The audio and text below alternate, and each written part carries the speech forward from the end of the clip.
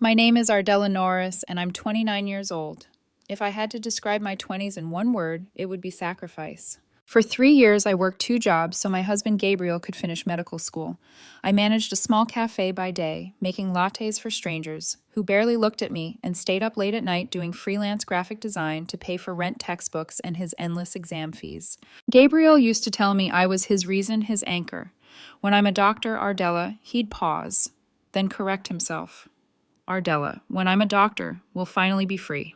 I believed him. I believed every time he said, just one more semester.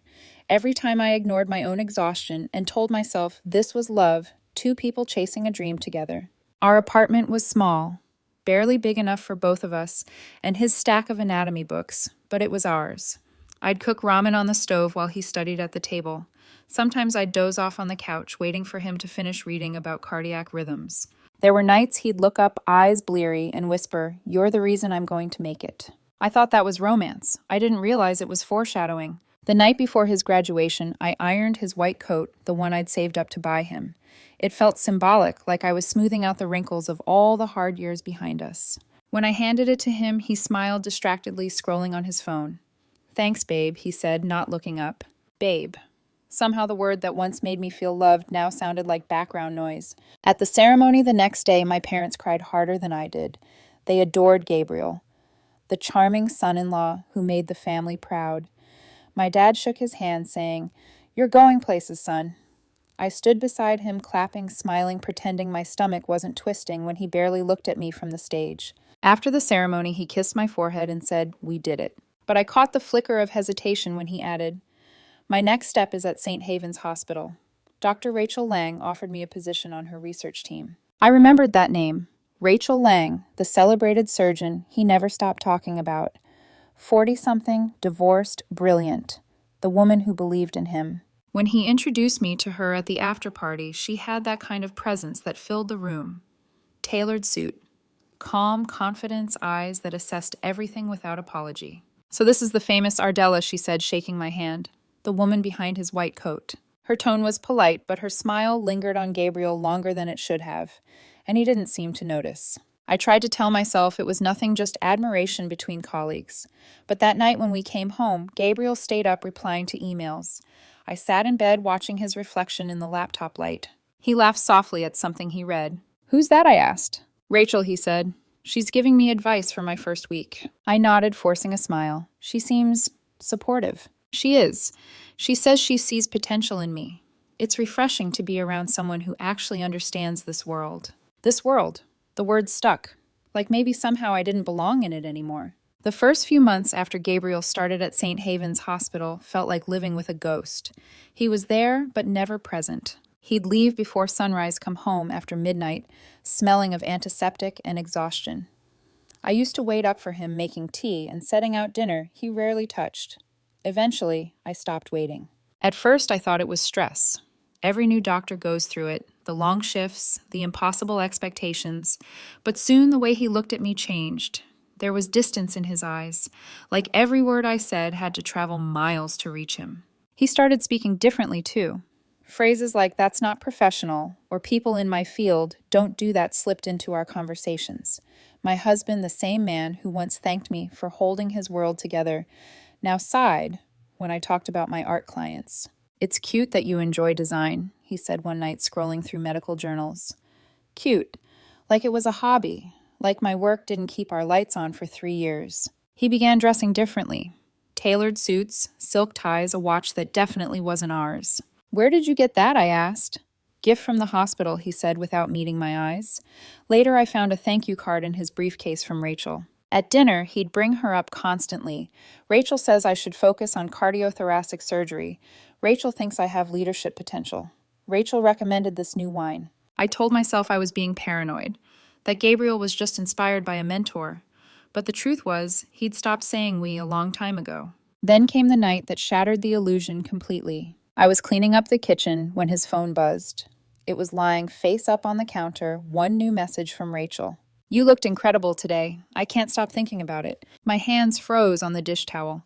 I waited for guilt to flash across his face when he noticed I'd seen it, but instead he calmly took his phone and said, "You shouldn't go through my messages, Ardella. That's what you're worried about. My voice cracked. Not the message itself. He sighed like I was inconveniencing him. Rachel and I have a connection. It's not what you think. Then what is it? I demanded. He leaned against this counter, arms folded. It's about ambition.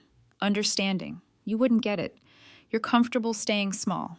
The words hit harder than any confession of cheating. Small, I repeated. I worked 2 jobs so you could chase your dream, Gabriel. I built your future from scratch. He shrugged, and I appreciate it, but I've outgrown this. I stared at him, waiting for him to take it back. What do you mean this? This life, he said simply. This apartment, these late-night arguments. I'm trying to move forward. You're stuck. I felt my heartbeat in my throat.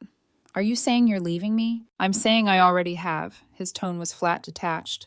Rachel understands me. She challenges me. You just make me feel guilty for succeeding. The rest of the night played out in silence.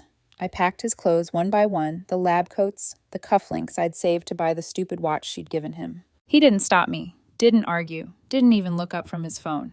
When I closed the suitcase, he finally said, "This doesn't have to be ugly, Ardella. We've both changed." "No," I whispered. "You changed. I just finally see it." The next morning, his side of the closet was empty. The scent of his cologne still hung in the air like an echo that refused to fade. I didn't cry. I didn't scream. I just stood there realizing that everything I'd built for us, every sacrifice, every sleepless night had turned into the foundation of someone else's life. I didn't know whether to laugh or break down, so I did neither. I went to work. Because what else do you do when your whole world leaves before breakfast? The first week after Gabriel left felt like walking through fog, every sound muted, every color drained. I kept moving only because standing still hurt more. I went to work at the cafe, smiled at customers, and came home to an apartment that smelled like burnt coffee and loneliness.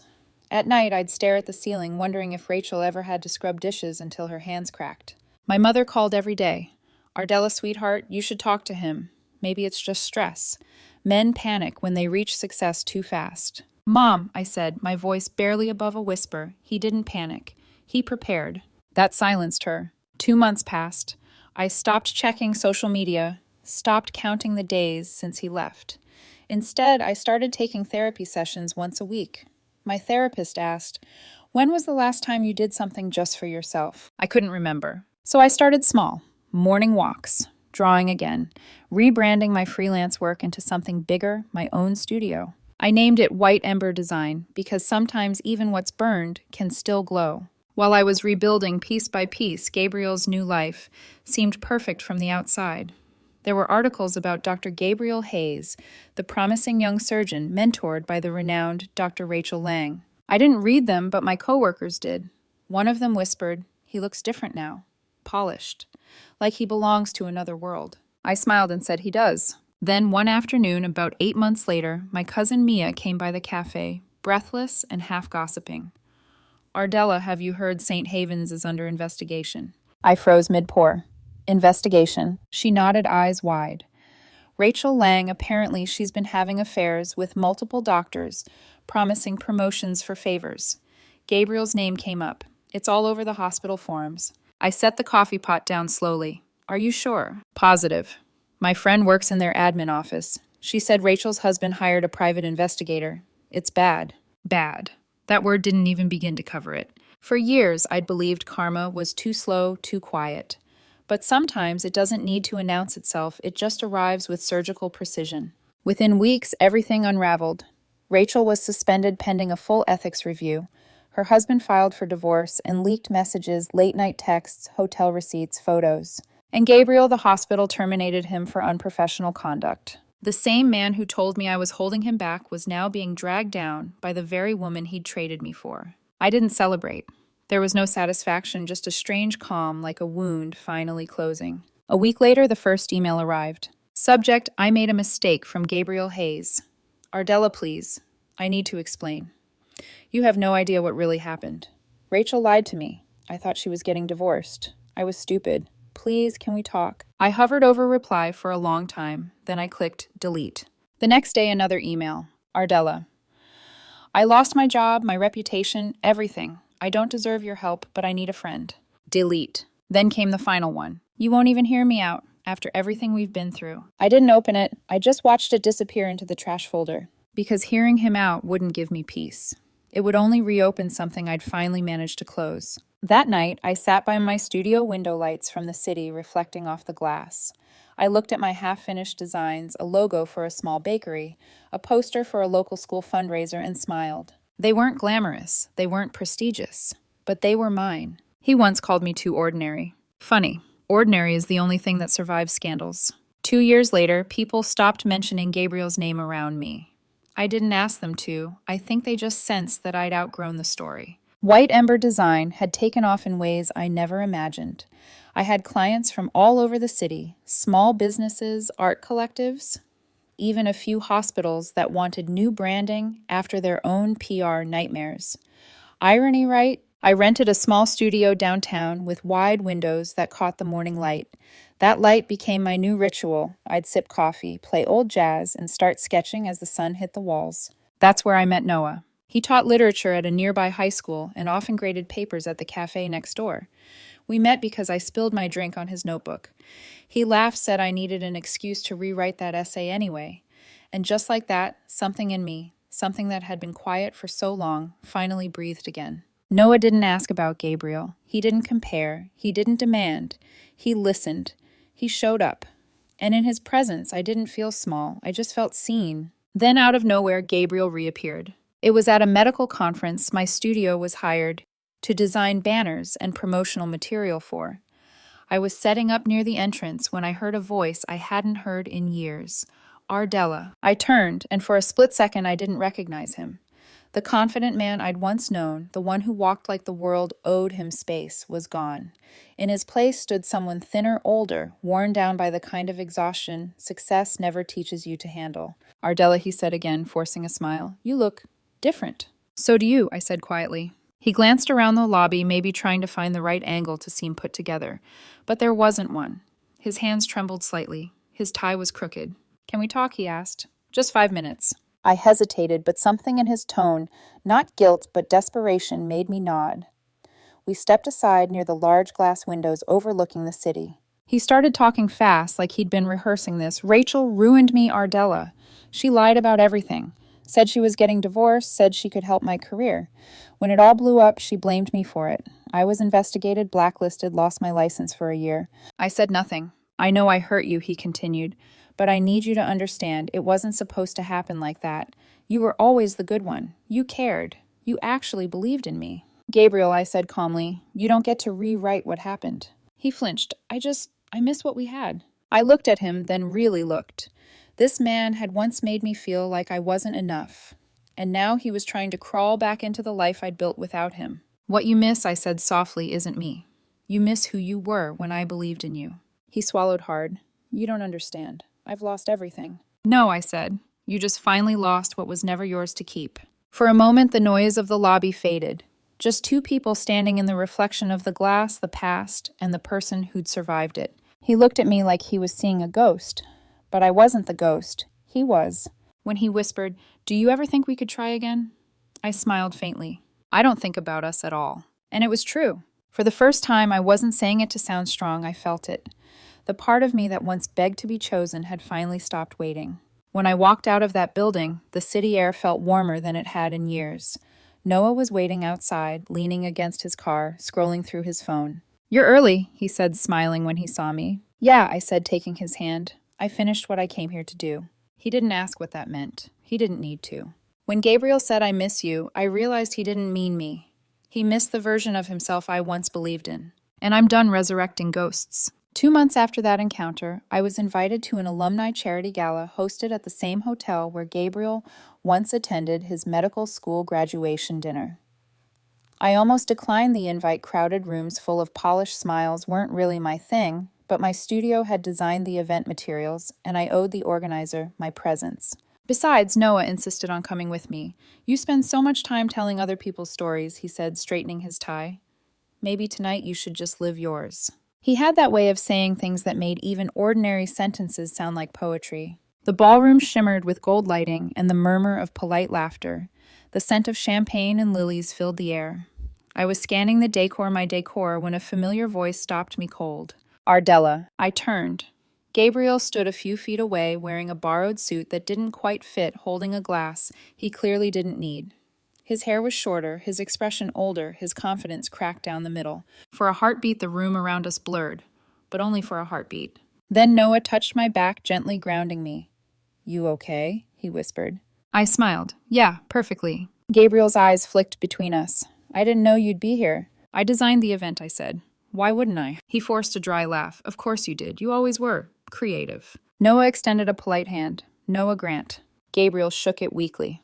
"Friend." "Boyfriend," I said before Noah could answer. No hesitation, no shame, just truth. Gabriel's mouth tightened. "You moved on fast." "It's been 3 years, Gabriel." He blinked, surprised by the number, like time had moved differently for both of us. Maybe it had. Later that evening, during dinner, Gabriel approached our table again. He waited until Noah was talking to another guest before sliding into the empty seat beside me. "I meant what I said," he murmured. "That I miss you." I didn't turn to him. "You miss what you had, someone who believed in you, no matter how many times you disappointed her." He sighed. "You think I don't regret what happened?" "Regret isn't the same as change," I said quietly. He looked down at his half-empty glass. "Rachel left the country. I haven't worked full-time since the investigation. Everything's gone." "I'm sorry," I said, and I meant it, but not for him. For the woman I used to be, who would have pitied him and taken him back. He stared at me like he was searching for some small crack in my calm, some sign I still cared. But there wasn't one. When Noah returned and placed his arm around my shoulders, Gabriel flinched like the gesture burned. "This is Noah," I said, smiling. "He teaches literature." Gabriel forced a tight smile. "Of course he does." Noah chuckled. "Don't worry, I'm not grading you." I almost laughed, not because it was funny, but because of how effortless it all felt now. I didn't have to prove anything anymore. As the music started, Noah stood and held out his hand. "Dance with me." I took it. As he led me to the floor, I glanced back once, not to check if Gabriel was watching, but to remind myself how small the space he occupied in my story had become. He sat there alone, swirling the last of his drink, a man still trapped in a chapter I'd already closed. Noah spun me gently, and the chandeliers blurred into gold streaks above us. I felt light, real, free. When the song ended, he whispered, "What's wrong?" "Nothing," I said, smiling. "Absolutely nothing." And I meant it, because closure isn't a conversation. It's the calm that settles when the story no longer hurts. As we left the gala, I caught Gabriel's reflection in the glass doors. He looked smaller somehow, like a faded photograph of someone I used to know. I didn't wave, I didn't stop, because I wasn't his lesson anymore. I was my own reward. As we walked out into the night, Noah slipped his arm around me, and I didn't look back. I'd already buried the ghost of who we were. 3 years later, I was sitting in my studio surrounded by plants, paint samples, and half-finished projects when an envelope slid under the door. It was an invitation to my cousin's wedding. Inside was a small handwritten note. "Thought you might want to know Gabriel's working at a small clinic in Oregon now. Seems like he's doing better." I stared at the words for a long moment, not because they hurt, but because they didn't. There was a time when even hearing his name could unmake me, when the sound of Gabriel would set my pulse racing with a mix of anger and nostalgia. Now it barely registered, just a name belonging to another lifetime. I folded the note and dropped it in the trash. Then I went back to what I was doing, sketching the logo for a nonprofit children's hospital that had hired me to rebrand their image. I smiled at the irony. The hospital world again, but this time on my terms. Noah came in holding 2 mugs of tea. "You're working late again," he teased. "Deadlines," I said with a grin, but the good kind. He set the mugs down and sat beside me, scanning the designs. "You've built something incredible, Ardella. You know that, right?" I leaned into him. "We built something incredible." He kissed my forehead. "Fair enough." Outside, the city lights reflected in the studio window, soft, golden, alive. The same city where I'd once cried in silence, now glowing around the life I'd made. Sometimes people ask me if I ever got closure. I tell them I didn't need it. Closure isn't hearing "I'm sorry." It's realizing you no longer crave it. A few months later, my mom called. "Sweetheart," she said, "do you remember what day it is?" I looked out the window, confused. "Thursday," she chuckled softly. "It's Gabriel's birthday." "Oh," I said, blinking. "I forgot." There was a long silence on the line. Then she whispered, "That's a good sign, isn't it?" I smiled. The best. That night, Noah and I cooked dinner together in our new house, the one we'd built from scratch, every piece of furniture chosen, every corner filled with laughter. As I set the table, I glanced at the empty space where memories of Gabriel used to live. There was nothing left there, no anger, no longing, no pain, just peace. He'd once said he'd outgrown me, but the truth is I'd outgrown him. Because love built on sacrifice alone doesn't survive. But the love you give yourself, the kind that says, I'm enough, even when no one notices, that's the kind that lasts. I couldn't remember Gabriel's birthday anymore. Not the date, not the year, not the way we used to celebrate it. And for the first time, that forgetfulness felt like freedom. I smiled to myself, tracing my finger over my sketchbook, the one filled with new beginnings instead of old ghosts. I can't even remember his birthday, I whispered.